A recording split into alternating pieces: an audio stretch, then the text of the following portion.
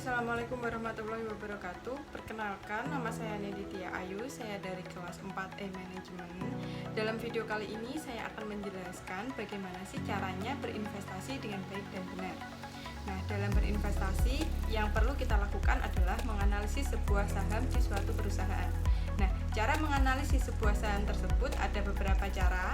Yang pertama, saya akan menjelaskan tentang analisis teknikal dan analisis fundamental itu adalah analisis yang mempelajari suatu tren saham dengan cara mempelajari data pasar di masa lampau atas volume perdagangan, penawaran dan permintaan, kecenderungan pasar jangka pendek atau jangka panjang, dan faktor-faktor lain yang memengaruhinya.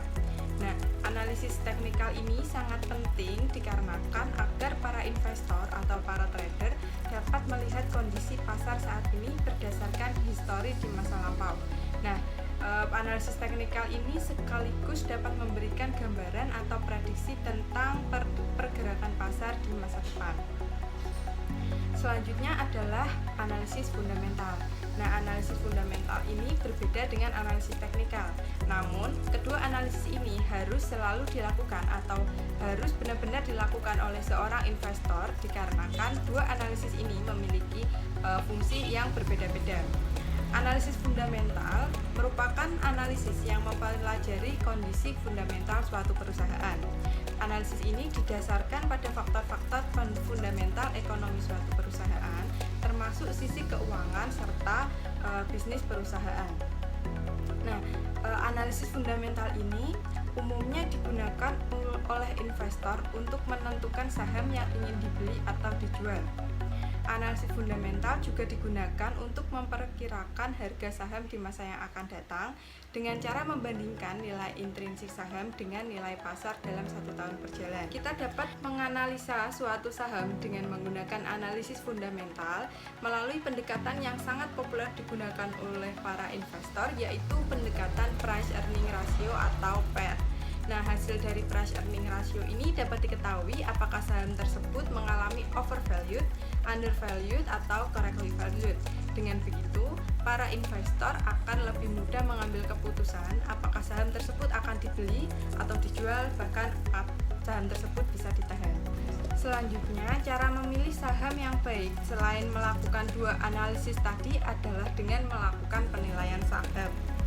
Nah, penilaian saham ini dilakukan untuk menentukan apakah saham yang kita beli atau kita jual ini memberikan tingkat return yang sesuai dengan return yang diharapkan. Nah, ada dua pendekatan yang dapat dilakukan untuk menilai saham tersebut. Yang pertama adalah ada 3 pendekatan. Yang pertama ada pendekatan zero growth, yang kedua constant growth, dan yang terakhir adalah non-constant growth. 3 pendekatan tersebut dilakukan pada kondisi perusahaan yang berbeda-beda. Nah, jika kita ingin menganalisis saham pada perusahaan yang berada pada tahap kedewasaan atau majority stake, maka baiknya kita menggunakan pendekatan constant growth. Namun jika kita ingin menganalisis perusahaan yang mengalami karakteristik pertumbuhan yang sangat fantastik, maka kita dianjurkan untuk menggunakan pendekatan non-constant growth. Nah, selain menganalisa baik tidaknya suatu saham, ketika ingin berinvestasi kita juga perlu mempertimbangkan return dan risiko yang kita dapatkan.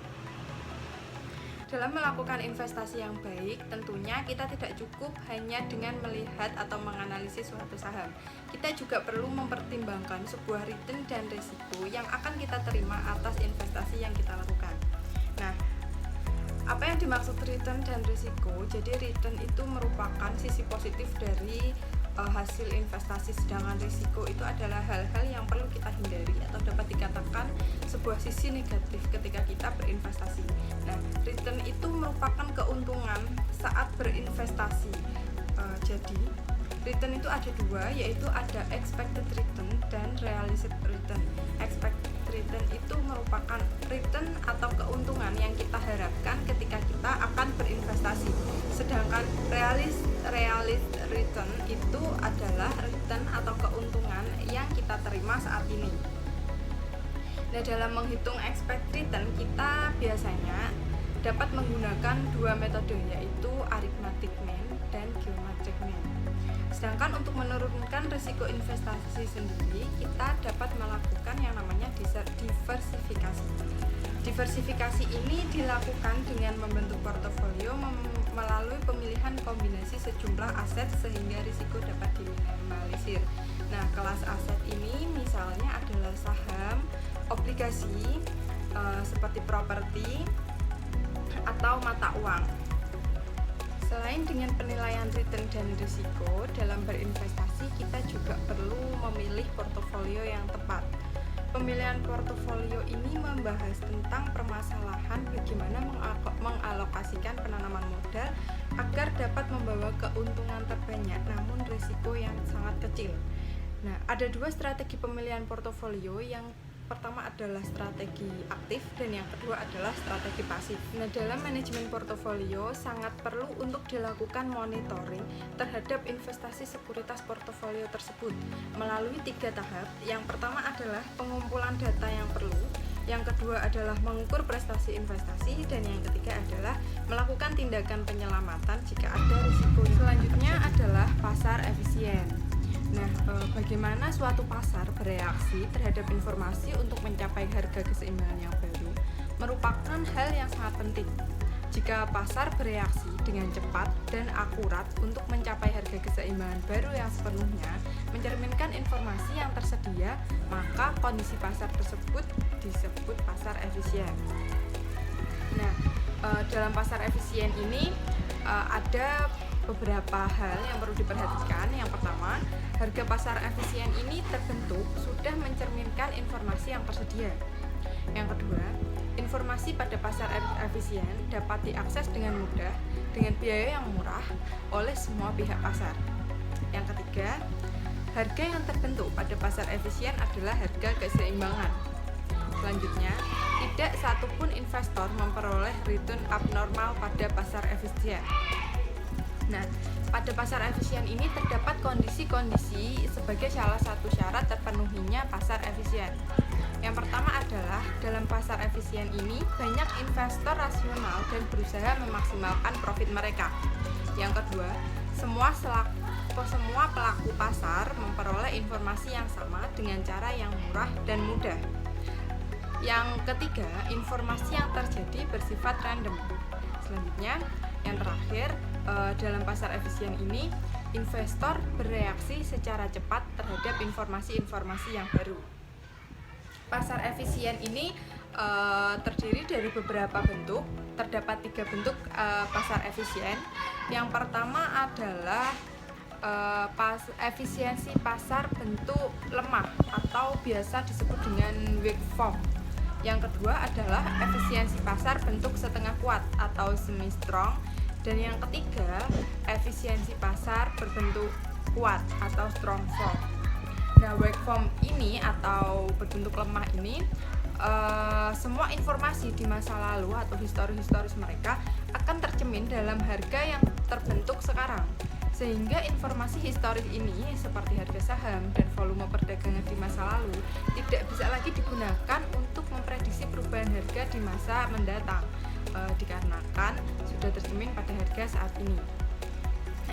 Implikasinya weak form ini adalah investor tidak memprediksi nilai pasar saham di masa datang dengan menggunakan data historis seperti yang dilakukan dalam analisis teknikal. Jadi perbedaannya dengan analisis teknikal, weak form ini tidak menggunakan data historis untuk memprediksi nilai saham. Dalam melakukan sebuah investasi, tentunya kita akan mendapatkan return dan risiko. Nah, return sendiri terbagi menjadi beberapa bagian.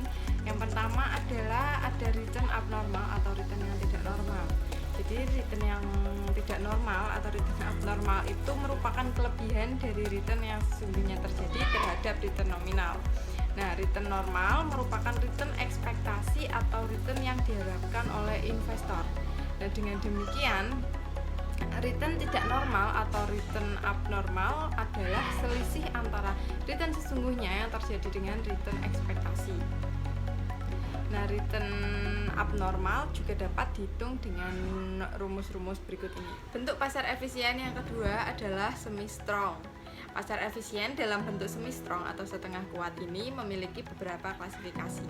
Yang pertama adalah harga pasar di samping dipengaruhi oleh data pasar, seperti harga saham dan volume perdagangan masa lalu. Selain itu, semi strong ini juga dipengaruhi semua informasi yang dipublikasikan, seperti earning, dividen, pengumuman stock split, penerbitan saham baru, bahkan kesulitan keuangan yang dialami sebuah perusahaan. Yang kedua, pada bentuk semi strong ini, investor tidak dapat berharap mendapatkan return abnormal jika strategi perdagangan hanya didasari oleh informasi yang telah dipublikasikan. Yang ketiga, ada bentuk strong form. Nah, pasar efisien dalam bentuk strong form atau bentuk kuat ini memiliki dua hal. Yang pertama, semua informasi baik yang terpublikasi atau yang tidak terpublikasi sudah tercermin dalam harga saat ini. Yang kedua, dalam bentuk strong form tidak akan ada seorang investor pun yang memperoleh return abnormal. Dalam menghitung return abnormal ada beberapa cara yang harus dilakukan. Cara yang pertama adalah mean adjusted model. Nah, mean adjusted model atau model sesuaian rata-rata ini menganggap bahwa return ekspektasi bernilai konstan yang besarnya sama dengan rata-rata realisasian return. Selanjutnya adalah dengan menggunakan market model. Perhitungan return ekspektasi dengan model ini dilakukan dengan dua tahap. Nah, yang pertama, kita dapat membentuk model ekspektasi dengan menggunakan data realisasi selama satu periode. Dan yang kedua, kita dapat menggunakan model estimasi tersebut untuk mengestimasi return ekspektasi di periode jendela. Nah, model ekspektasi tersebut dapat dibentuk dengan menggunakan regresi ordinary least square atau disingkat OLS. Cara yang terakhir agar investasi kita dapat berjalan dengan baik adalah dengan menghitung CAPM dan APT. CAPM atau Capital Asset Pricing Model ini menjelaskan tentang hubungan risk dan return atau resiko dan keuntungan.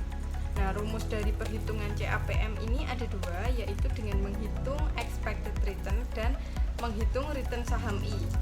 Sedangkan APT itu adalah Arbitrage Pricing Theory, yaitu model alternatif untuk menentukan harga saham yang sepenuhnya berdasarkan konsep arbitrage.